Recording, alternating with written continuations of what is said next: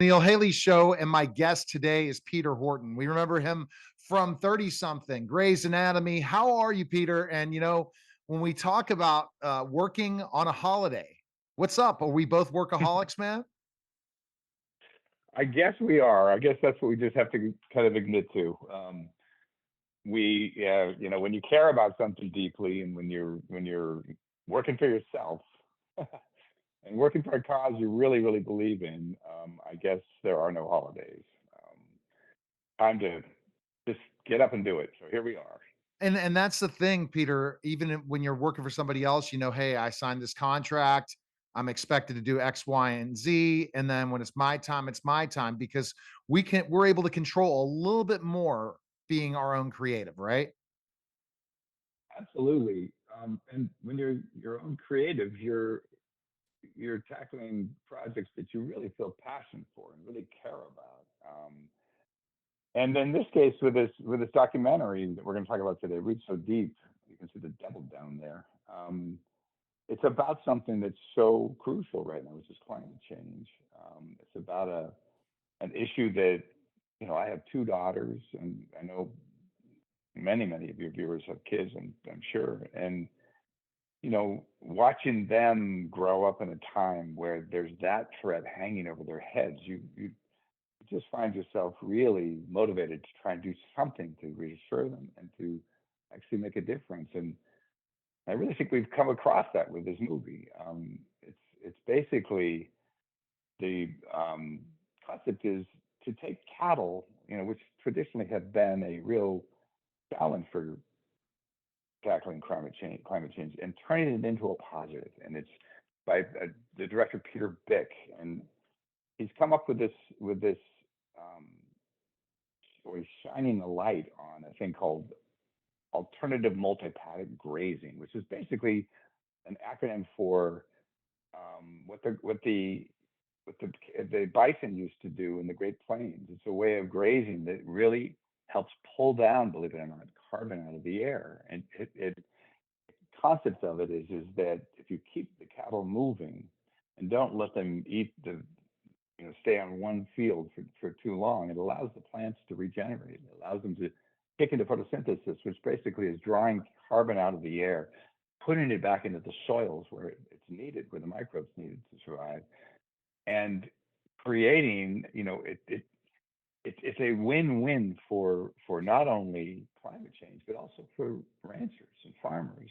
It gets them out of debt because it's a money saver, big time money saver, because they're not having to spend money on pesticides and seeds and all of the things that put them on their heels. It restores the depleted soils, it rebuilds the wildlife habitat, and it draws down huge amounts of carbon.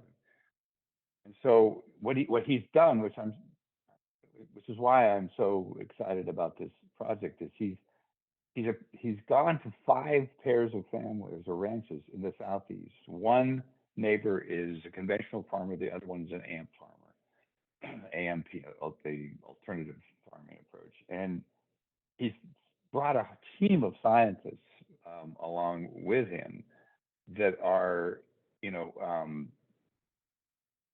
that are people who deal with everything from soil health to the bird health to just the comprehensive take on the farm itself. And they go into both ranches and they analyze them both and bring these results up that show what's water retention like, how healthy are your cattle, how much are you spending, how expensive are all of these things, and it compares them. And then the question gets asked throughout this film: will the conventional farmers be moved by that? Will they Right. decide to make the change? And in the process, you get to know these people. You get moved by them. You laugh with them. You cry with them. I mean, it's such an entertaining film with such a potential solve, or at least a be potential part of a solve for the biggest challenge we have in front of us, climate change.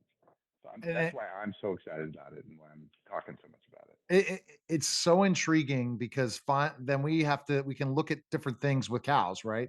How we've been looking at genetically modified beef is the only beef we'll be able to eat at one point in time, right?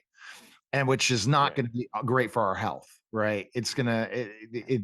anything that's genetically modified, you can't expect to get the nutrients or the different things out of it. At least by what you're proposing through this documentary is to keep us having the ability to eat beef and in farming and all that, right? Wouldn't you agree? The kind of and make a change. I mean, it still keep things as they are, but the farmers change. Hmm.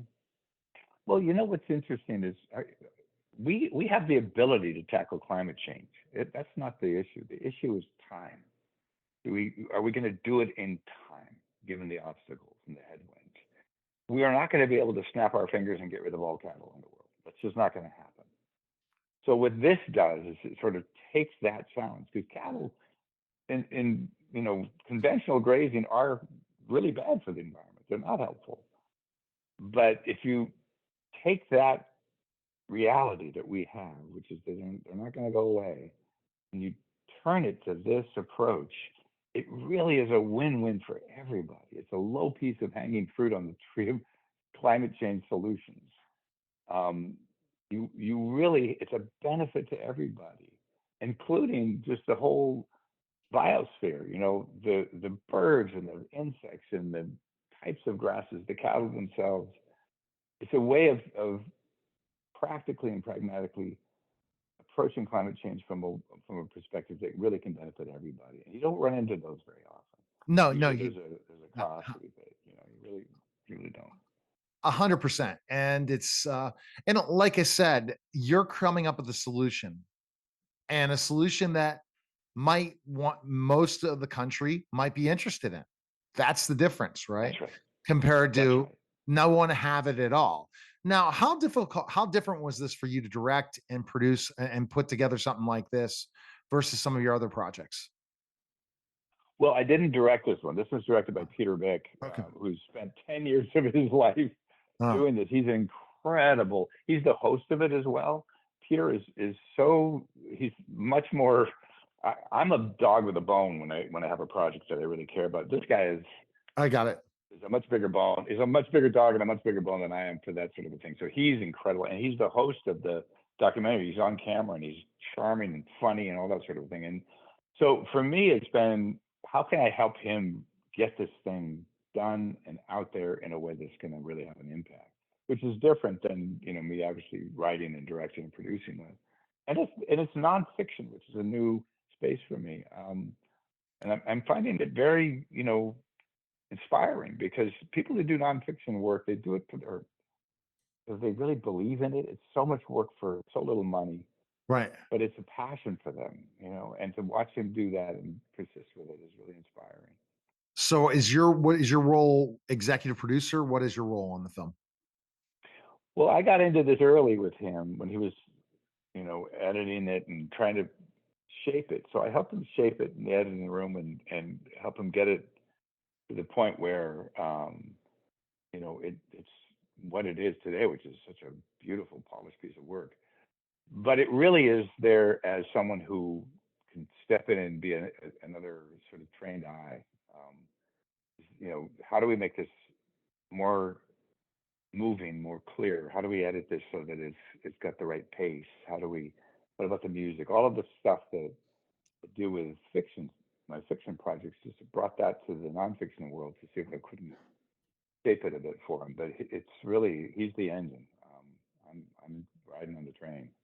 You definitely seem like you're riding on the train, and it's got to be exciting. And this kind of project gets you up to do some more because you're benefiting the entire Earth by doing it. So there you Yep. go, right? Yep. Compared to It's other really projects. true. And when you have kids, you have to do something. You got to Yeah. do everything you can to give them a healthy future. And so, the opportunity to get into this, which feels like a tangible thing. So often you're donating to an organization that's trying to help in this space, but that just feels a little bit ineffective often. And this feels so tangible, so real. If we could get a third of the ranchers in this country to adapt it, we'd be pulling down significant, like a quarter of the carbon output the United States puts out every year. I mean, Wow. it's incredible impact, incredible. Yeah, definitely for sure. What has been the feedback so far of the film?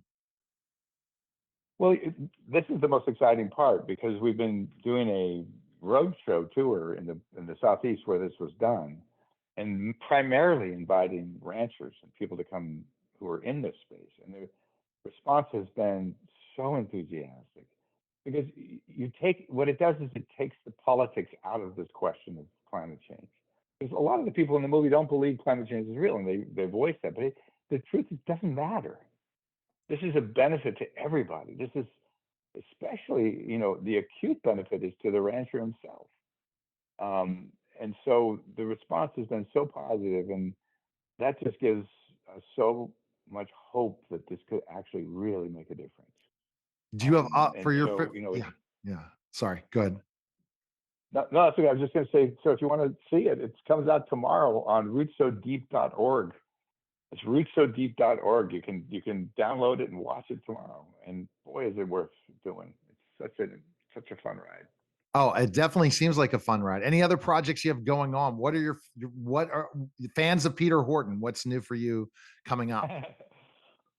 Well, I mean, it's been a slow start since the strike and all of that sort of a thing, but we're finally getting going again. I have a number of projects that I'm really hopeful about that are pending. Um, you know, One in particular is a sequel to New Amsterdam, which I'm really hoping to Oh, say yes to. okay. Um, and then there's also we're out pitching a reboot of Thirtysomething, a modernized version of Thirtysomething, which I would really, really love to get going. So we're hopeful of I that think too. So those are two things to look for. that means when you come back on my show, you'll have to definitely talk about them. You know, when I talk about New Amsterdam, I work with NBC on a regular basis, and I interviewed a lot of people from New Amsterdam show. That show Mm. was doing really well. It did a really good job. They Yes, had a huge fan base. What was your role in New yes. Amsterdam? Were you a what was your were you an mostly actor in this, or what was your role? No, no, no. I don't act much anymore. I was producing and directing and just the executive producer on it with David Schwimmer, the Oh, creator. congrats. I And see these are things that people thank don't you. know the backstory, right? That about Yeah, what's yeah. happening in Peter. Why don't you want to act? Do you like the behind the camera better? Acting was a way for me to become a director and a producer and a writer. I didn't know it at the time. I just was sort of picking up a thread on the ground and pulling it. But it led me right to where I'm happiest. I mean, this is what makes me happy. Well, yeah. Acting is fun. I enjoy it, but it's not this. This to me is my sweet Well, spot. a reboot of 30 something. Maybe you will be getting on camera. Who knows? But we appreciate it, Peter. Thanks again. People definitely, again, what's the website that people can go ahead and download the film tomorrow? Yes, please check it out. It's Roots So Deep, one word, .org. Um, it's well worth checking out. It really, really, really is. It's so much fun. So hope you do. You're awesome, Peter. Thanks again, man. My pleasure, man. And Uh, and go take a little break. Have a little Oh vacation if you no, when can. it's your baby, not enough time. Time's ticking. Appreciate it, Peter. Appreciate it, sir. All Thank right. you. You're Nice to listening and meet you. watching the Neil Haley Show, and we'll be back in just a moment.